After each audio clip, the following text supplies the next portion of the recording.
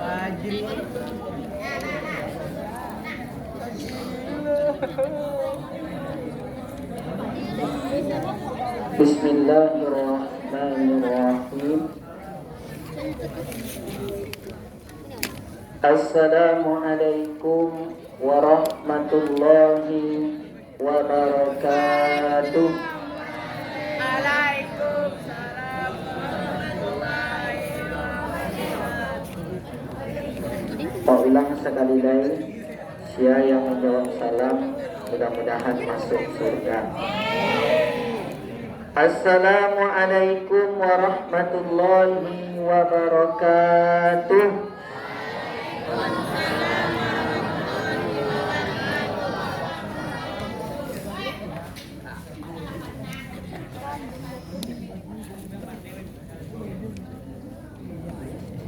Innal hamdalillah nahmaduhu wa nasta'inuhu wa nastaghfiruh wa na'udzu billahi min syururi anfusina wa min sayyiati a'malina. May yahdihillahu fala mudilla lahu wa may yudlil fala hadiya lahu. Asyhadu an la ilaha illallah wahdahu la syarika lah wa asyhadu anna Muhammadan abduhu wa rasuluh. Allahumma fassalli wa sallim wa barik ala Muhammadin wa ala alihi wa ashabihi rasulillahi ajma'in. Bersyukur kita kepada Allah Subhanahu wa ta'ala atas limpahan rahmat, karunia serta inayahnya kepada kita, sehingga kita masih dapat melangkahkan kaki dan mengayunkan tangan menuju sekolah yang sama-sama kita cintai dalam rangka menuntut ilmu. Selawat beriringan salam tak bosan-bosannya kita doakan kepada Allah sehingga senantiasa dicurahkan buat Nabi besar kita, yakni Nabi Muhammad sallallahu alaihi wasallam. Allahumma salli ala Muhammad wa ala ali Muhammad fil alamina innaka hamidum majid. Yang sama-sama kita hormati Ibu Kepala Sekolah beserta Ibu Wakil Kepala Sekolah SMP Negeri 39 Padang. Yang sama-sama kita hormati Bapak-bapak, ibu-ibu, majelis guru, staf, tata usaha, karyawan-karyawati SMP Negeri 39 Padang, serta yang Bapak sayangi, yang Bapak banggakan, siswa dan siswi kami kelas 8, kelas 9, harapan bangsa dan harapan agama. Baiklah, silakan dicatat judul tambahan pelajaran pada pagi hari ini. Judulnya penyebab kegelisahan hati. Penyebab kegelisahan hati.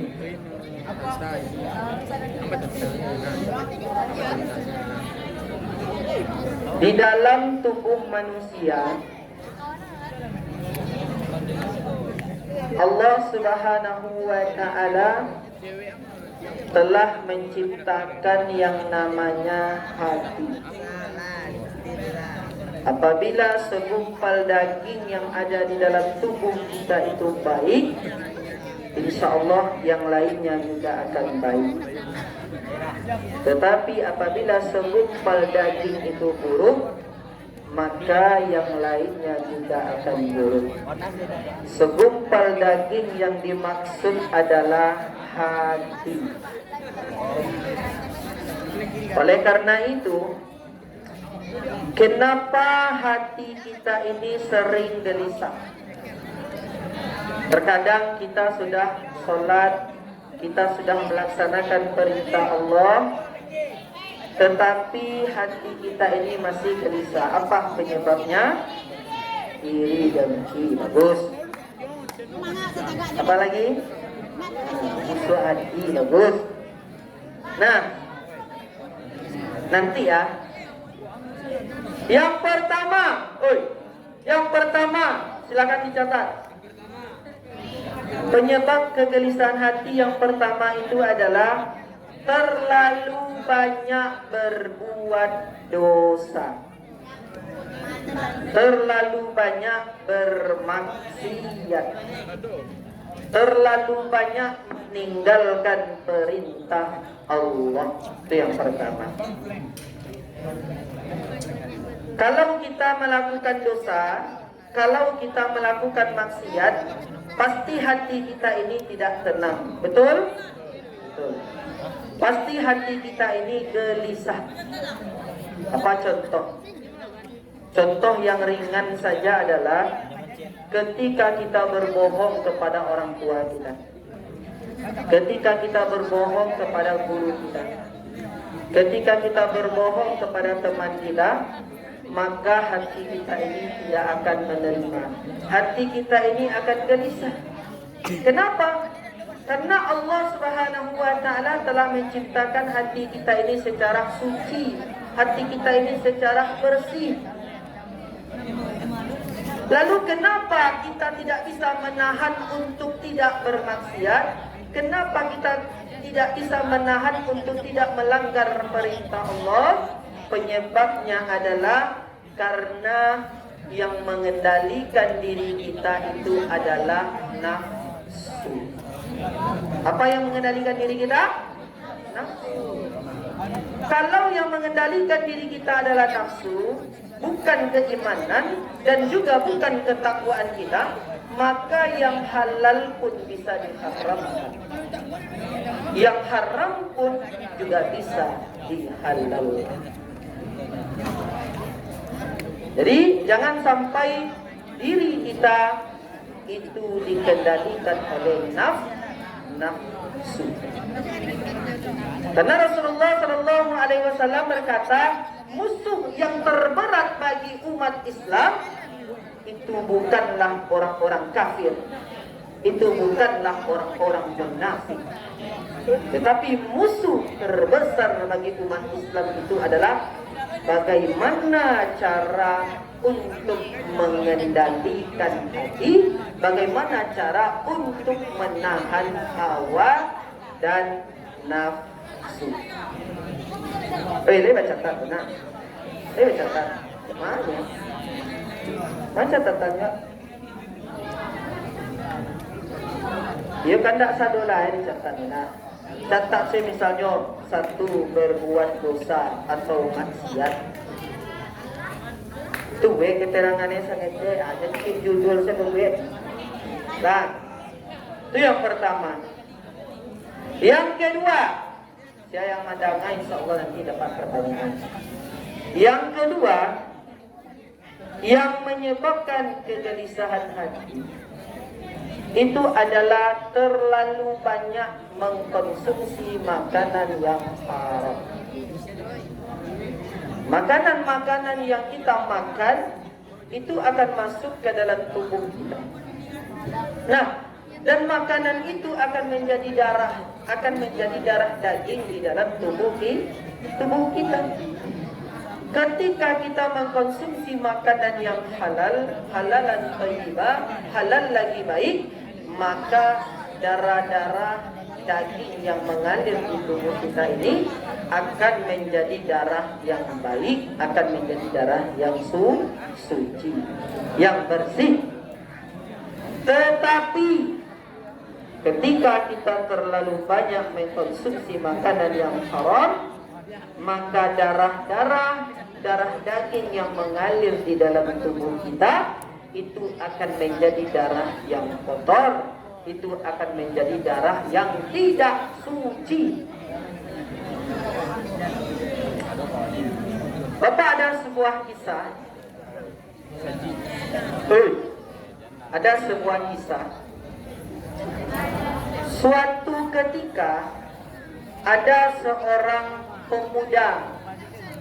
Pemuda ini dia menemui Imam Asy-Syafi'i. Siapa? Imam Asy-Syafi'i.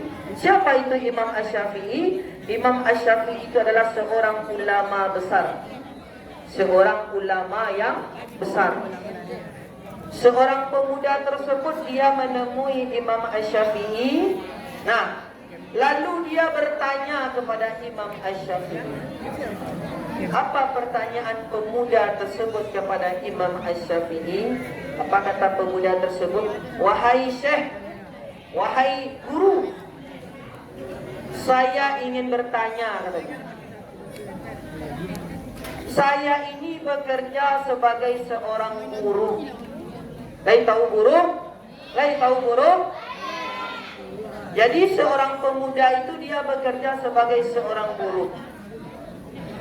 Dia digaji selama 1 bulan itu sebanyak 5 dirham. Berapa? 5 dirham.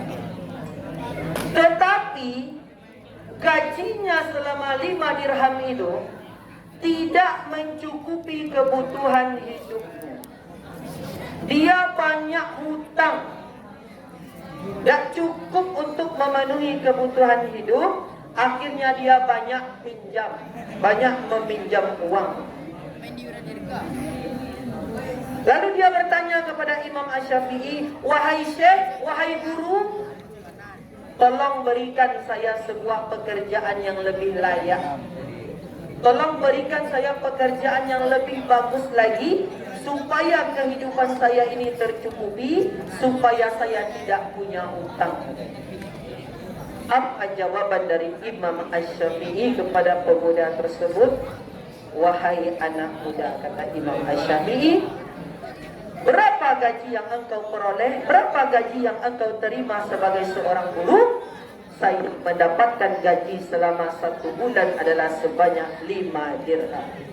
Maka Imam Asy-Syafi'i berkata kepada pemuda tersebut, sampaikanlah kepada majikanmu, sampaikanlah kepada atasanmu, supaya gajimu yang 5 dirham tadi itu dikurangi menjadi 4 dirham. Kira-kira solusinya masuk akal tak? Gaji yang 5 dirham tadi dikurangi menjadi 4 dirham. Kecek pemuda tersebut, ya tuan guru, katanya, kok dikurangi gaji saya menjadi 4 dirham? 5 dirham saya tidak cukup untuk memenuhi kebutuhan hidup. Apalagi 4 dirham. Tetapi karena ini adalah nasihat yang diberikan oleh seorang guru, seorang ulama, maka dilakukannya. Disampaikanlah kepada majikannya, disampaikanlah kepada atasannya, supaya gaji yang 5 dirham tadi itu dikurangi menjadi 4 dirham. Setelah pemuda tersebut digaji menjadi 4 dirham, apa yang terjadi? Yang terjadi adalah hutangnya semakin menambah, hutangnya semakin banyak. Kenapa? Lai 5 dirham saya tidak cukup untuk memenuhi kebutuhan hidup. Apalagi 4 dirham. Yang hutangnya tadi misalnya 500.000, kini bertambah hutangnya menjadi 1 juta. Itu contoh.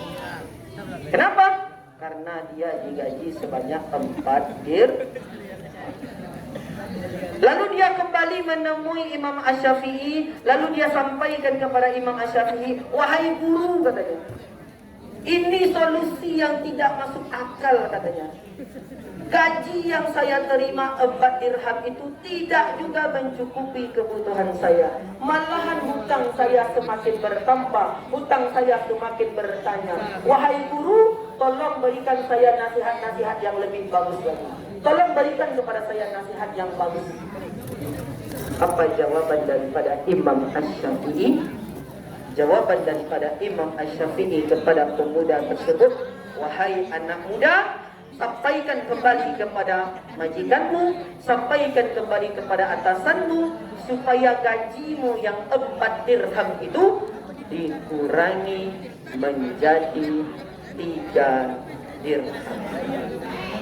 Bayangkan, Imam Asy-Syafi'i menyuruh kepada pemuda tersebut, sampaikan kepada atasanmu, sampaikan kepada majikanmu, supaya gajimu dikurangi menjadi 3 dirham. Akhirnya apa? Karena ini adalah nasihat yang diberikan oleh ulama, nasihat yang diberikan oleh guru, disampaikanlah kepada majikannya supaya gajinya tadi dikurangi menjadi 3 dirham selama 1 bulan. Setelah pemuda tersebut digaji sebanyak 3 dirham selama 1 bulan, apa yang terjadi? Yang terjadi adalah ternyata gaji yang 3 dirham itu dapat memenuhi kebutuhan hidup. Ternyata gaji yang 3 dirham itu dapat membayarkan hutang-hutangnya. Akhirnya apa? Dia senang, dia gembira. Akhirnya dia kembali menemui Imam Asy-Syafi'i. Apa kata pemuda tersebut kepada Imam Asy-Syafi'i? Ternyata nasihat yang diberikan oleh Imam Asy-Syafi'i kepada anak muda tersebut membuat kehidupannya menjadi baik, membuat kebutuhannya itu tercukupi. Apa kata Imam Asy-Syafi'i kepada pemuda tersebut? Wahai anak muda, ketahuilah bahwasannya engkau bekerja sebagai seorang buruh, engkau layak digaji sebanyak 3 dirham, engkau tidak layak digaji 5 dirham atau 4 dirham. Artinya apa? Kelebihan daripada 3 dirham itu termasuk ke dalam sesuatu yang haram, termasuk kepada sesuatu yang tidak baik. Ketika sesuatu yang tidak baik kita campur adukan kepada sesuatu yang baik, maka hasilnya adalah tidak baik. Bayangkan, 3 dirham ditambah 2 dirham menjadi 5 dirham. Gara-gara bercampur antara kebaikan dengan keburukan, maka hasilnya adalah keburukan. Wala talbisul haqqo bil batil wa taqsumul haqqo wa antum ta'lamun. Dan janganlah kamu mencampur adukan antara kebenaran dengan kebatilan. Kenapa? Karena ketika kita mencampur adukan kebenaran dengan kebatilan, itu menjadi buruk, itu menjadi tidak baik. Artinya apalah? Jangan sekali-kali kita berusaha untuk mengkonsumsi makanan yang haram. Baik baca tat. Baik baca tat. Baiklah, karena waktu yang terbatas, ya, 2 poin inilah yang bisa Bapak sampaikan pada pagi hari ini. Berapa tadi? 2. Yang pertama apa tadi? Penyebab kegelisahan hati. Terlalu banyak berbuat dosa, terlalu banyak bermaksiat. Yang kedua, terlalu banyak kita mengkonsumsi makanan yang haram. Dah. Sekarang